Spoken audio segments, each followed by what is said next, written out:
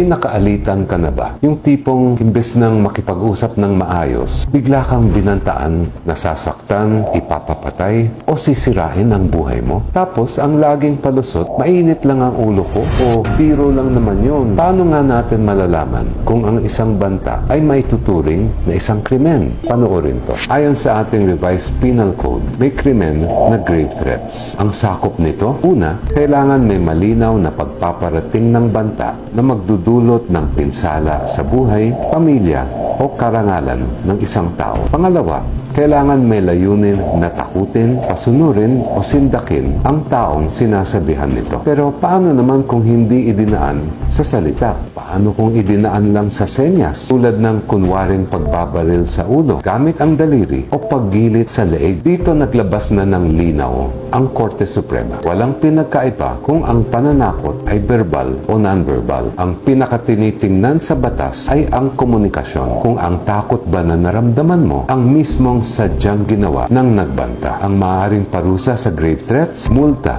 o pagkakakulong. Ngayon, kung ang simpleng mamamayan pwedeng makulong sa grave threat, paano pa kaya ang mga nasa kapangyarihan? Like and share para maliwanagan ang lahat. And follow for more legal explainers.